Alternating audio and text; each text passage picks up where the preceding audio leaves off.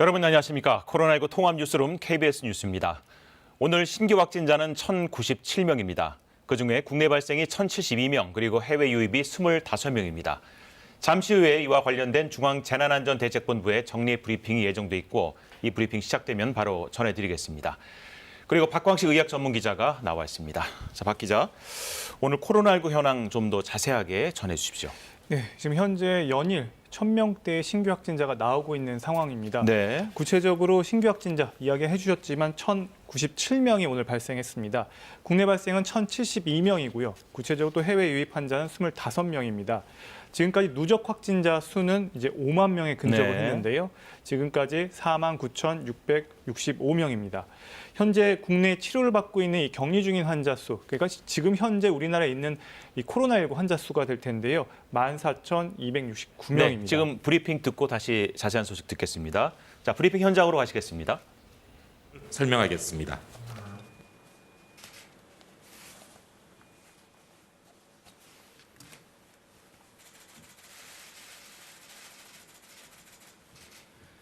코로나19 중앙재난안전대책본부 1차장 보건복지부 장관 박농우입니다. 오늘 0시 기준으로 국내 발생 환자는 1,072명이며 수도권에서는 776명의 환자가 발생하였습니다. 어제 15명의 환자분이 사망하셨습니다. 고인들의 명복을 빌며 유가족들에게도 깊은 위로의 말씀을 전합니다.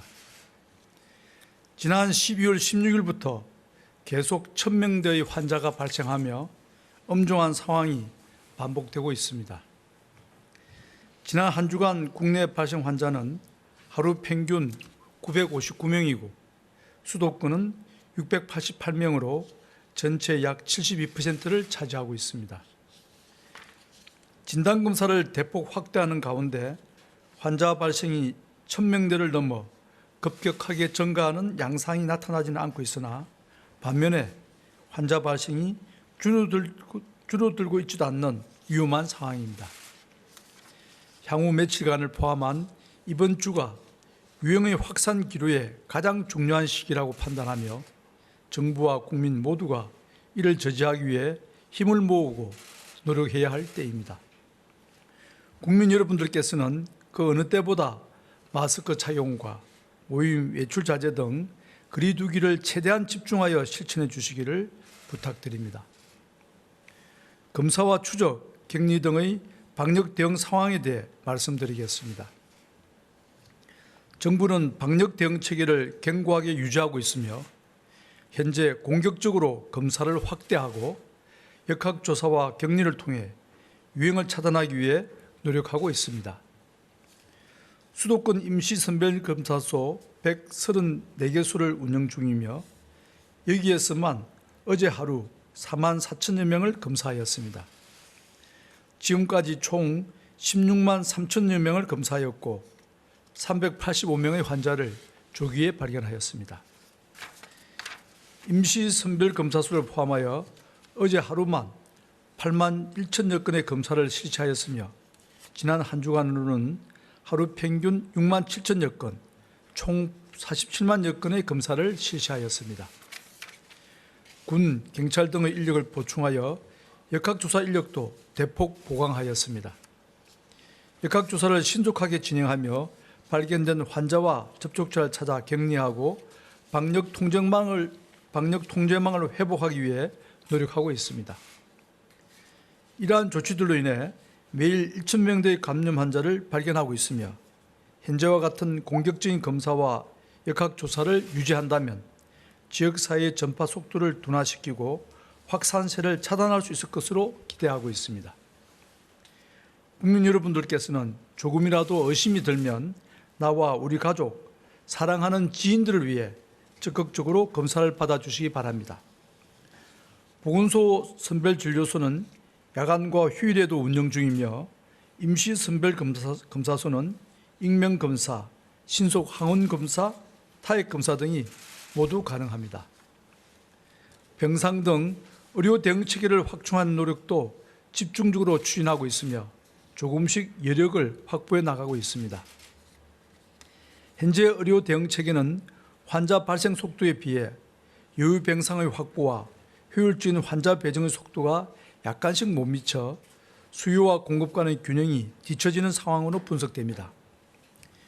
이는 병상 확충 과정에서 기존 환자들의 전원에 다소 시간이 소요되고 환자의 치료시설 배정에 있어 효율성과 신속성이 저하되는 점 등이 원인으로 작용하고 있다고 판단 중입니다. 이에 따라 현재와 같이 매일 1,000명대의 환자가 계속 발생해도 의료 대응 체계가 차질 없이 대응할 수 있도록 병상 확충과 배정 효율화 이 두 과정을 개선하고 있습니다. 우선 병상 확충에 대한 부분입니다. 지난 일요일 생활치료센터와 감염병 전담병원 등을 빠르게 확보하여 총 1만 병상을 확충하는 계획을 발표한 바 있습니다. 지난 일주일간 생활치료센터는 20개소 4,072병상, 감염병 전담병원은 13개소 544병상, 중환자 치료병상은 18개소 80병상을 새롭게 확보하였습니다. 지자체 생활치료센터의 확충 외에도 중수본에서 설치 운영하는 중앙생활치료센터가 2개소 총 763명 규모로 운영 중에 있으며 수도권의 확진자 대기 해소를 위해 오늘까지 중수본에서 관리하는 거점 생활치료센터 2곳을 경기 남부와 북부에 각각 180명 규모로 개소합니다. 거점 생활치료센터는 의료적 기능을 강화한 센터로 증세가 거의 없으나 만성질환 등 위험 요인이 있는 무증상, 경증 환자들을 입소시킬 것입니다. 지자체 생활치료센터에서 위험성이 있다고 보아 환자 배정을 주저하는 경계성상의 환자 진료에 특히 도움이 될 것입니다. 생활치료센터의 입소 기준도 합리화하여 병원 치료가 필요하지 않은 건강한 고령자는 생활치료센터에 입소할 수 있도록 12월 18일 입소 기준을 개선하였습니다. 이에 따라 고령 환자라 하더라도 기저질환이 없고 건강이 양호한 환자는 의료진 판단으로 생활치료센터에 입소하게 됩니다.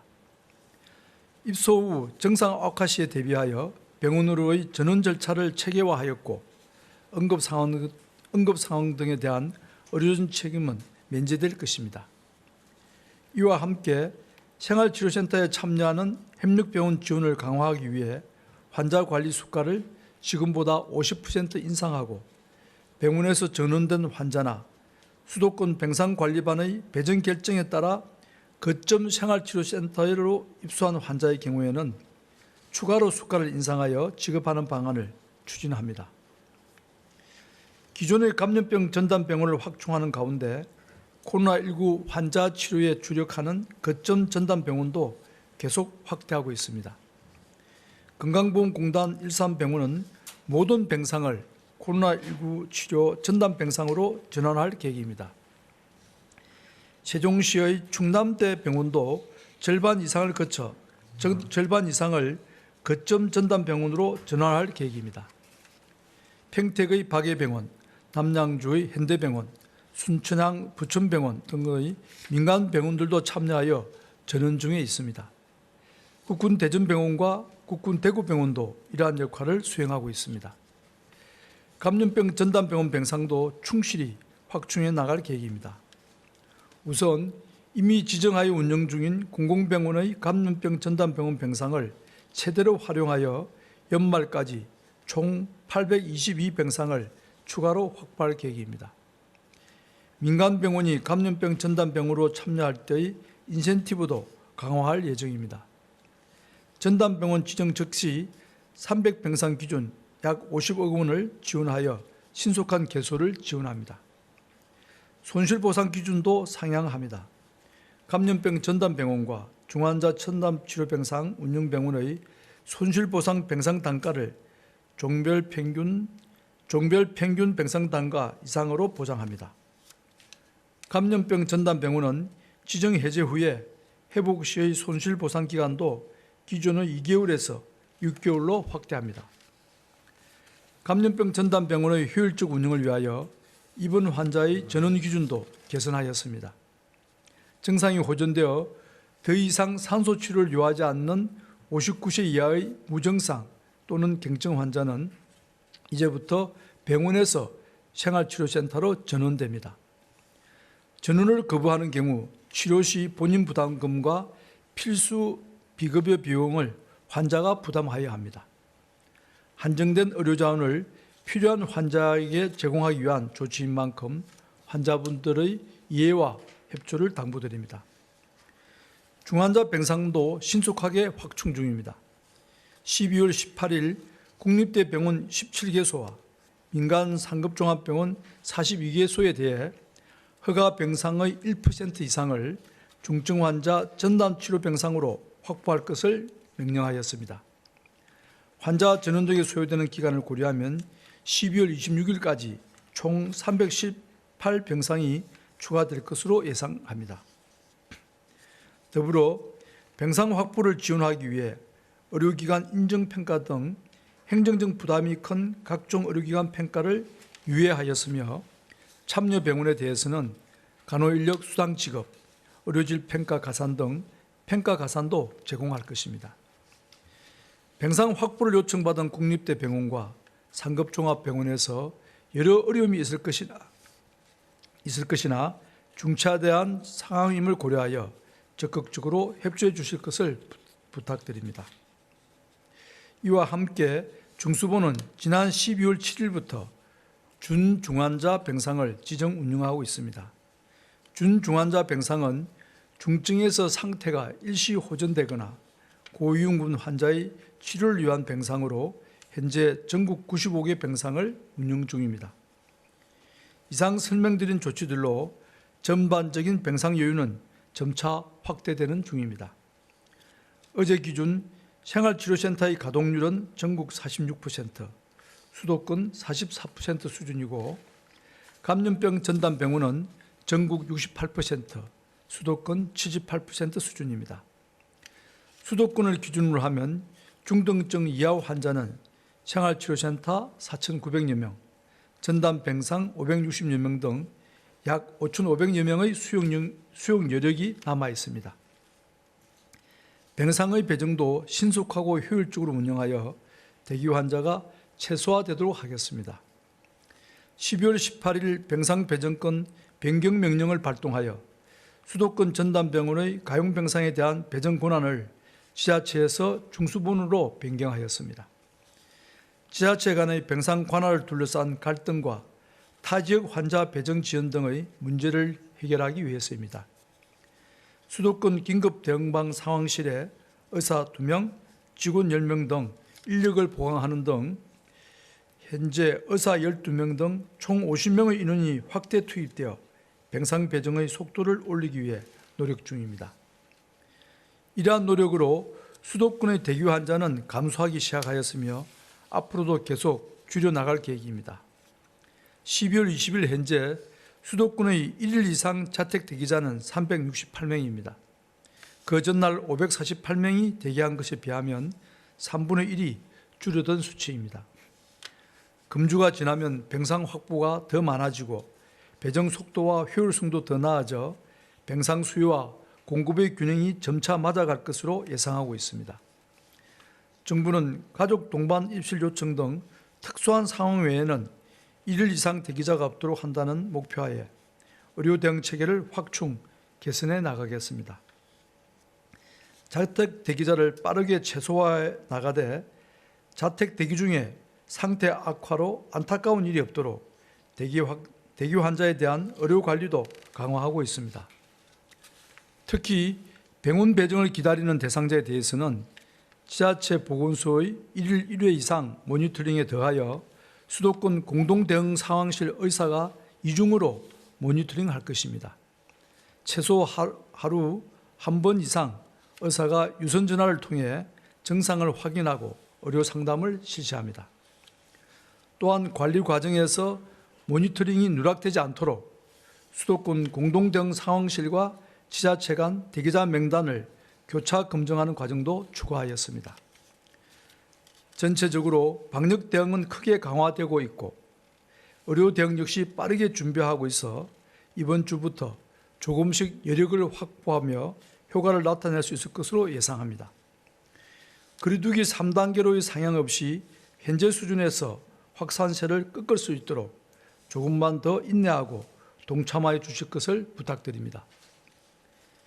이제 곧 성탄절과 연말이 다가옵니다.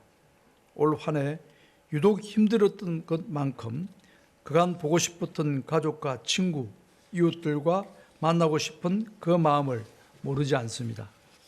하지만 그 어떤 작은 모임과 만남도 지금은 큰 위협이 될 수 있습니다. 이번 위기가 마지막이 될 수 있도록 또 서로를 지킬 수 있도록 다음을 기약하여 주시기 바랍니다.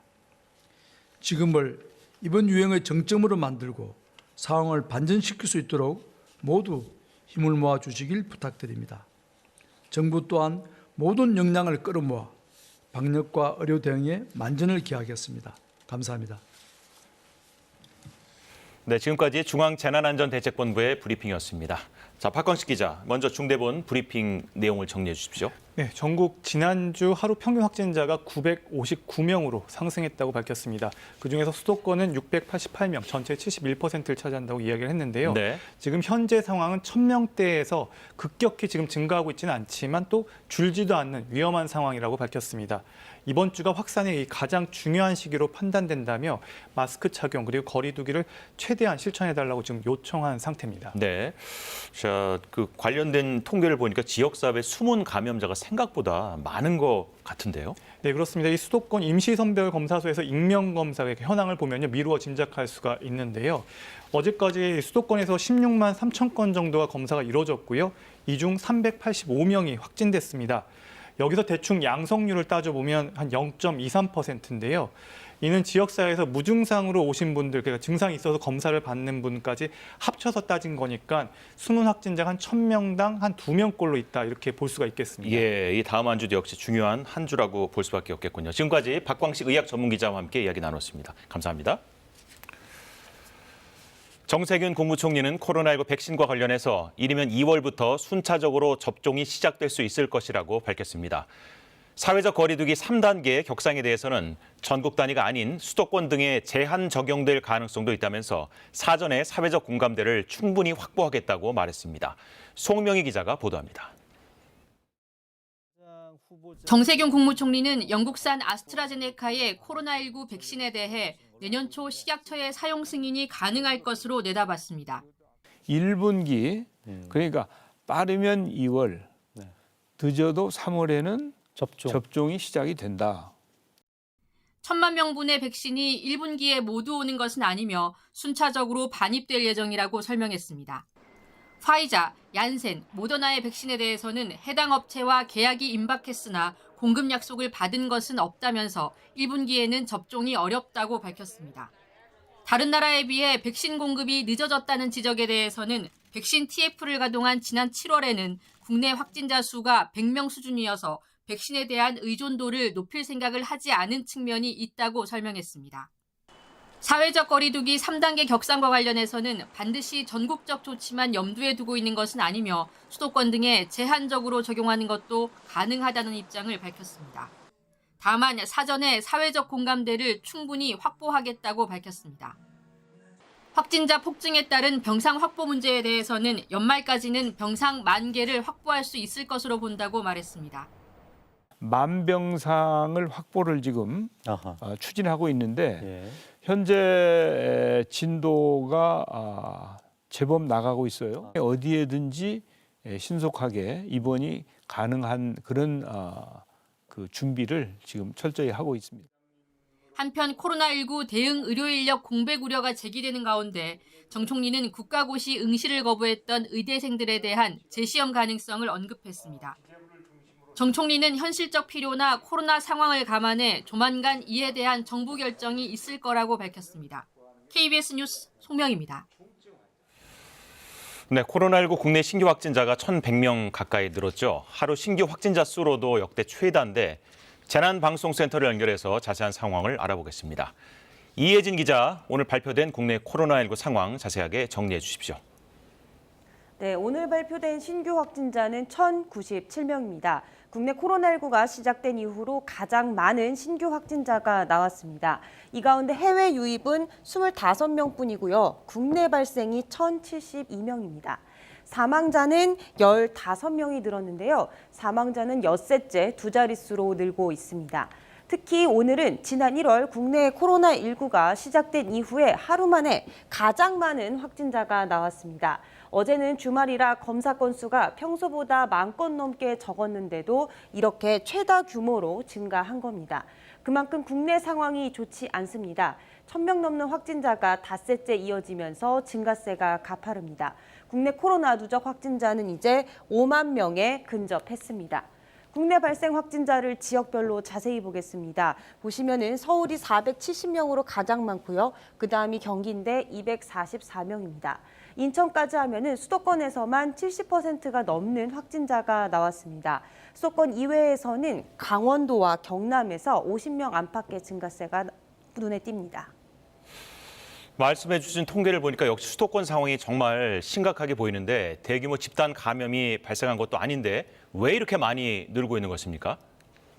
네, 최근 2주일간 감염 경로를 보면요. 확진자와의 접촉을 통한 감염이 40% 정도입니다. 그러니까 코로나에 감염된 사람인 줄 모르고 만났다가 감염된 경우가 가장 많은 겁니다. 그리고 더 큰 문제는 감염 경로를 모르는 비율이 26% 정도로 높아졌습니다. 선해 확진자와의 접촉 그리고 조사 중 이 두 가지 경로는 방역 당국의 선제적인 통제나 방역이 사실상 불가능한 부분인데 이 비율이 크게 늘고 있는 겁니다. 매우 우려스러운 부분입니다. 이 때문에 수도권에 임시 선별 익명 검사소가 마련이 됐는데요. 증상도 없고 접촉자로 분류되지 않았지만 검사를 받았더니 코로나 양성으로 나온 사람이 어제 하루에만 99명이 늘었습니다. 월요일부터 어제까지 엿새 동안 385명이 확진됐습니다. 그만큼 무증상, 경로를 모르는 확진자가 주변에 많이 있는 것으로 분석이 됩니다. 수도권의 집단 감염은 대규모는 아니지만 이렇게 산발적으로 진행이 되고 있습니다. 종교시설과 요양병원이 대부분이고 학원, 골프장 등 다양합니다. 그리고 동부구치소 내에서 집단 감염이 발생해 전수조사 결과 215명이 확진됐습니다. 수도권 외 지역의 지역 감염도 확인해 보면요. 병원과 종교시설 내 감염이 많습니다. 이다큰 시설은 특히 코로나에 취약한 고령층 비율이 높아서 위중증 환자와 사망자 증가로 이어질 가능성이 커 방역당국이 긴장하고 있습니다. 강원도 평창의 스키장 관련은 20명까지 늘었습니다. 이번 주부터는 성탄절을 시작으로 본격적인 연말에 접어드는데요. 모임하지 말고 외출도 되도록 삼가달라고 방역당국은 연일 강조하고 있습니다. 거리 두기 그리고 개인 위생 관리가 계속해서 중요합니다. 지금까지 재난방송센터에서 KBS 뉴스 이혜진입니다. 자, 정부가 숨은 감염자를 찾기 위해서 수도권에 임시 선별 검사소를 운영한 지 오늘로 7일째입니다. 서울광장에 마련된 임시 선별 검사소에 취재진이 나가 있습니다. 정유진 기자, 어제는 검사 받으러 온 시민들이 줄을 설 정도로 많았는데 오늘은 어떻습니까? 네, 오늘 서울광장은 어제에 비해서는 다소 한산해진 모습입니다. 아마 일요일인데다 영하를 밑도는 추운 날씨 때문인 것으로 보이는데요. 그래도 검사를 받으려는 시민들의 발길이 계속 줄을 잇고 있습니다. 지난 14일부터 수도권에는 익명으로 검사를 받을 수 있는 임시 선별 검사소가 운영되고 있습니다. 어제 서울에서 3곳이 추가로 문을 열면서 모두 134곳이 운영되고 있습니다. 선별 검사소에서는 어제까지 모두 16만 3천여 건의 검사가 이뤄졌는데 어제 하루 동안에만 4만 4천여 건의 검사가 이뤄졌고요. 이 가운데 서울에서는 49명의 확진자가 어제 추가로 나왔습니다. 서울 지역 전체로 보면 오늘 0시 기준으로 신규 확진자가 473명으로 늘어나서 역대 최대치를 기록했습니다. 동부구치소의 무더기 감염이 영향을 미쳤는데요.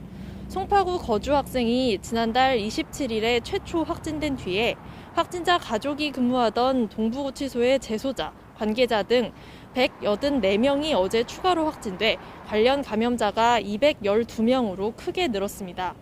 구로구 요양병원에서도 23명이 추가로 감염돼 누적 확진자가 54명으로 늘었습니다. 한편 서울시는 지난 18일 서울경찰청과 합동으로 서울의 주요 유흥가에서 심야 긴급 단속을 벌이기도 했는데요. 유흥주점 2곳, 일반 음식점 1곳 등 총 4개 업소에서 사업주와 손님 등 35명을 적발해 형사 입건했습니다. 지금까지 서울광장에서 KBS 뉴스 정유진입니다. 동일 집단 격리 중인 경기도의 한 요양병원에서 확진자들이 사망하는 사례가 이어지고 있습니다. 어제 하루만 6명의 사망자가 새로 확인됐는데 취재 기자를 연결해서 상황을 들어보겠습니다. 자, 양민철 기자, 격리 중인 요양병원에서 사망자가 잇따르고 있다면서요? 네, 제 뒤로 보이는 건물에 있는 요양병원에서 동일 집단 격리 중이던 5명의 확진자가 어제와 그제 사망한 것으로 확인됐습니다. 또 동일 집단 격리 중이던 경기도 안산의 한 요양병원에서도 지난 6일 양성 판정을 받은 확진자가 어제 사망한 것으로 확인됐는데요. 오늘 0시 기준 새로 확인된 경기도 내 코로나19 사망자는 모두 8명인데 그중에서 6명이 요양병원에서 숨졌습니다. 이곳 부천 요양병원은 앞서 지난 11일부터 동일 집단 격리를 시작했습니다. 요양병원 관련 확진자 134명 가운데 아직 병원 내 동일 집단 격리 중인 인원은 80여 명으로 전원이 시급한 상황입니다. 다만 경기와 인천 지역에서도 확산세가 이어지며 전반적인 병상 상황도 좋지는 않습니다. 오늘 0시 기준 경기도의 국내 발생 확진자는 244명이 새로 확인돼 12일 연속 200명대 이상 확진자가 나오고 있습니다. 인천도 오늘 0시 기준 62명의 국내 발생 확진자가 새로 나왔습니다. 확진자가 늘어나며 병상을 기다리는 사례도 늘고 있는데요. 현재 경기도에서 병상을 기다리는 대기자는 195명이며 경증 환자를 위한 생활치료센터 입소 대기자도 125명입니다. 여기에 위중증 환자도 늘면서 경기도 내 중환자 치료병상 49개가 모두 차서 가용병상이 없는 상황입니다. 다만 평택의 박예병원에 이어 상급 종합병원인 순천향대 부천병원이 코로나19 거점 전담 병원을 자처한 만큼 병상 수가 다소 늘어날 가능성은 있습니다. 지금까지 경기도 부천 요양병원에서 KBS 뉴스 양민철입니다. 한편 경남에서는 어제 코로나19 추가 확진자 47명이 발표돼 역대 가장 많았는데 오늘도 현재까지 20여 명의 신규 확진자가 확인됐고 사망자도 나왔습니다. 취재 기자 연결해서 소식 들어봅니다. 차주아 기자, 경남의 코로나 상황 어떻습니까? 네, 경남에서는 오늘 진주 경상대병원에서 치료받던 80대 확진자가 숨져 누적 사망자가 3명으로 늘었습니다. 신규 확진자도 잇따르고 있습니다. 경상남도가 어제 오후 발표한 추가 확진자는 지금까지 가장 많은 47명이었는데요. 이후 현재까지 21명이 추가 확진됐습니다. 지역별로는 거제 9명, 창원과 김해가 각각 3명, 진주, 양산, 사천이 각각 2명씩입니다. 특히 거제에서는 어제 16명에 이어 오늘 9명이 추가되는 등 확산이 계속되고 있습니다. 확진자가 다녀간 스크린 골프장 접촉자 검사 과정에서 3명이 추가 확진됐고 기존 확진자의 가족 2명도 양성 판정을 받았습니다. 대우조선해양과 삼성중공업 등 대형 조선소를 시작으로 스크린 골프장과 목욕탕, 친목 모임 등이 새로운 연쇄 감염고리로 추정되는데요. 거제시는 내일 0시부터 사회적 거리 두기를 2.5단계로 상향하고 목욕장업에 대해 일주일 동안 집합을 금지했습니다. 또 의료진 확진자가 나온 거제 맑음샘 병원은 오늘까지 전체 병원을 폐쇄하고 탈병동은 다음 달 1일까지 부분 폐쇄합니다. 또 창원에서는 앞서 확진된 간호사와 함께 일하는 또 다른 간호사가 추가 확진됐고 시민 누구나 검사받을 수 있는 익명 승차 검사에서 1명이 확진됐습니다. 김해에서는 노인 주간보호센터 관련과 해외 입국, 창원 음악동호회 관련 등 기존 확진자들의 가족 3명이 각각 추가 확진됐습니다. 경상남도 방역당국은 국립마산병원에 이어 근로복지공단 창원병원도 감염병 전담병원으로 지정해 코로나19 병상 690개를 운영할 예정입니다. KBS 뉴스 차주아입니다. 광주와 전남에서 오늘 코로나19 신규 확진자 10명이 추가로 발생했습니다. 특히 광주에서는 한 유통업체 사무실과 관련한 감염 사례가 잇따르고 있습니다. 보도에 최혜진 기자입니다. 광주광역시 북구의 한 상가 건물입니다. 도소매업 등 유통업체로 등록된 이곳 사무실과 관련해 오늘도 확진자 3명이 나왔습니다. 최근 이곳을 다녀간 한 명이 지난 17일 확진 판정을 받은 이후 관련 확진자가 광주에서만 13명으로 늘었습니다. 광주시는 해당 유통업체 사무실을 이용한 사람들의 명부를 확보해 역학조사를 벌이고 있습니다. 광주에서는 또 감염 경로가 확인되지 않은 확진자 2명과 해외 입국자 등 오늘 7명이 추가됐습니다. BH 코리아 관련 확진자가 좀 늘고 있습니다. 반드시 방문하신 분들 검사해 주시기 바랍니다. 전남 해남의 한 중학교에서는 교사 2명이 확진 판정을 받았습니다. 이 학교 교사 1명이 광주에서 확진돼 교직원과 학생 등 100여 명을 전수검사한 결과 동료 교사 1명이 추가로 확진됐습니다. 해당 학교는 앞으로 2주 동안 원격 수업으로 전환됩니다. 또 전남 담양과 한평에서도 각각 1명씩 추가되는 등 전남에서 오늘 확진자 3명이 나왔습니다. 광주와 전남 지역은 사회적 거리두기 2단계를 유지하고 있는 가운데 광주시는 확산세를 잡기 위해 일부 방역 수칙을 강화할 방침입니다. KBS 뉴스 최진입니다. 영국 정부가 수도 런던을 비롯한 잉글랜드 남동부에서 코로나19 변종이 빠른 속도로 확산하자 긴급 봉쇄 조치를 단행하기로 했습니다. BBC 방송 등은 현지 시간으로 어제 보리스 존슨 영국 총리가 강요들과의 화상회의에서 코로나19 대응 방안을 논의한 뒤 기자회견을 열어 런던 등 일부 지역을 코로나19 대응 4단계로 격상한다고 발표했다고 보도했습니다. 4단계는 지난달 내내 지속된 봉쇄 조치와 같은 수준으로 모든 비필수 업종 가게, 체육관, 미용실 등은 문을 닫아야 됩니다. 미국 식품의약국 FDA가 모더나사 백신에 대한 승인 절차를 끝낸 데 이어 백신을 배포하는 작업도 본격화됐습니다. 아직 미국 질병통제예방센터인 CDC의 백신 접종 승인 절차 등이 남아있지만 모더나사의 백신도 미국 전역으로 보급돼 조만간 접종이 시작될 것으로 보입니다. 워싱턴에서 금철영 특파원의 보도입니다. 모더나 백신을 미 전역으로 운송하는 작업이 시작됐습니다. 미 식품의약국 FDA의 승인 절차를 마친 뒤 하루 만입니다. 미 코로나19 신속 대응 부서인 초고속 작전팀은 현지 시간 19일 토요일을 시작으로 모더나 백신을 운송하는 작업이 시작됐다고 밝혔습니다. As we did last week with Pfizer, we are prepared. So what does the playbook look like? Distribution of Moderna vaccine has already begun. 미국 내 항공회사와 배송업체들을 통해 미 전역으로 배포한다는 계획입니다. 차질 없이 배송 작업이 이루어질 경우 올해 말까지 화이자와 바이오엔테크가 공동 개발한 백신에 모더나 백신을 합쳐 모두 790만 회 접종이 가능한 분량이 미 전역에 배송되게 됩니다. 초고속 작전팀에서 백신 운송을 책임지고 있는 구스타프 퍼나 육군 대장은 내년 1월 첫째 주까지는 2천만 회분의 백신을 운송하는 것을 목표로 하고 있다고 밝혔습니다. 백신 접종에 대한 우려를 덜기 위한 연방정부와 의회 인사들의 백신 접종도 잇따르고 있는 가운데 트럼프 대통령의 측근인 린지 그레엄 상원 의원도 백신 접종을 받았습니다. 현재 미국 내 코로나19 확진자는 1,760만 명을 넘어섰고 하루 신규 확진자도 25만 명대를 기록하고 있습니다. 백신 접종으로 확산세가 본격적으로 꺾이는 시기는 내년 3월 이후가 될 것으로 보건당국은 내다보고 있습니다. 워싱턴에서 KBS 뉴스 금철영입니다.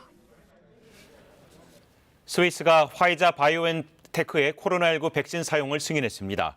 영국과 미국이 긴급 사용을 승인한 바 있지만 일반적인 절차를 밟아 승인한 것은 스위스가 처음입니다. 의약품 규제 당국인 스위스 메딕은 화이자 바이오엔테크의 백신은 안전하며 혜택이 위험보다 크다고 결론 내렸다고 밝혔습니다. 스위스 메딕은 성인의 경우 화이자 바이오엔테크 백신을 두 번째 접종하고 7일 지난 뒤 예방 수준이 90% 이상으로 나타났다고 설명했습니다. 국민의당 안철수 대표가 내년 4월 서울시장 보궐선거 출마를 공식 선언했습니다. 안 대표는 오늘 국회에서 기자회견을 열어 서울시장 선거 패배로 정권 교체가 불가능해지는 상황만은 제 몸을 던져서라도 막아야겠다고 생각했다며 대한민국 서울의 시민 후보, 야권 단일 후보로 당당히 나서서 정권 폭주를 멈추는 견인차 역할을 하겠다고 말했습니다. 오늘 오전 7시 반쯤 경기도 평택시 청부급의 한 물류센터 공사 현장에서 인부 5명이 5층 높이에서 떨어졌습니다. 이 사고로 인부 3명이 숨졌고 2명이 크게 다쳤습니다. 이들은 모두 중국 동포인 것으로 확인됐습니다. 경찰은 이들이 물류센터 5층에서 천장 상판을 덮는 작업을 하던 중 천장에 설치된 콘크리트 골격이 무너지며 10여 미터 아래로 추락한 것으로 보고 조사 중입니다.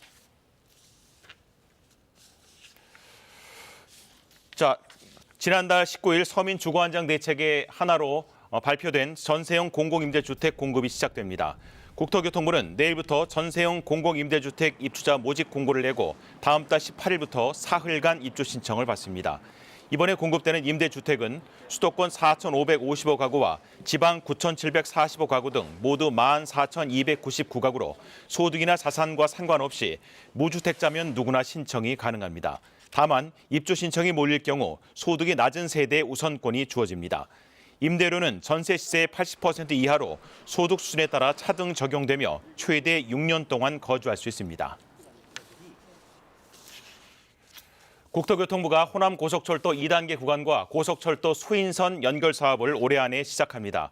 호남 고속철도 2단계 사업은 오는 2025년까지 2조 5천여 원의 예산을 투입해 전남 나주 고막원부터 무안국제공항, 목포 임성리 사이 44.1km 구간을 추가로 건설합니다.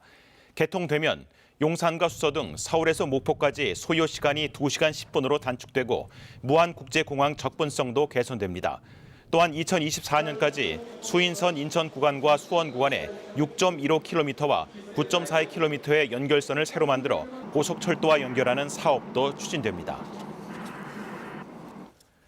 전국에서 처음으로 세종시에서 자율주행 셔틀버스가 운행에 들어갔습니다. 세종시 자율주행 셔틀버스는 오는 2022년 12월까지 정부 종합청사 국토교통부와 세종 컨벤션센터, 국립세종도서관, 산업통상자원부를 순환하는 노선을 운행하며 요금은 1,000원으로 잠정 결정됐습니다. 자율주행 셔틀버스는 안전검증을 위해 체험단이 일정 기간 이용한 뒤 이용 대상을 확대해 나갈 예정입니다. 앞서 국토교통부는 지난달 20일 서울과 충북, 세종, 광주, 대구, 제주 등 전국의 6곳을 자율주행차 시범 운행지구로 지정했습니다. 아직까지 경기 북부, 강원 영서, 충북 북부에는 한파 경보가 남아있지만 내일 낮부터는 추위가 누그러질 것으로 예상됩니다. 일단 내일 아침은 기온이 영하 10도 안팎까지 떨어지는 곳이 있겠지만 한낮에는 기온이 평년 수준 가까이 오르겠는데요. 이대로 꾸준한 오름세를 보이겠습니다. 다만 성탄절 전날 목요일에는 전국 대부분 지역에 비나 눈이 내리면서 이후 기온이 다시 떨어질 것으로 전망됩니다.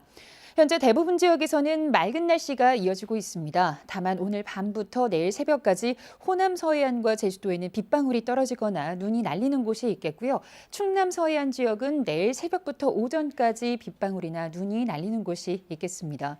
한편 건조특보는 계속되고 있습니다. 화재 예방에 주의를 기울이셔야겠습니다. 내일 아침 기온은 서울이 영하 6도 등으로 오늘보다 높겠습니다. 낮 최고 기온도 서울 3도, 청주 4도 등으로 오늘보다 높겠습니다. 바다의 물결은 제주 먼바다, 동해 먼바다에서 다소 높게 일겠습니다. 모레 오후 한때 충청 남부와 전북 북부에 비나 눈이 내리겠고 이후 목요일쯤 전국에 비나 눈이 올 것으로 보입니다. 날씨였습니다. 코로나19 통합 뉴스룸 KBS 뉴스를 마칩니다. 다음 뉴스는 7시에 전해드립니다. 고맙습니다.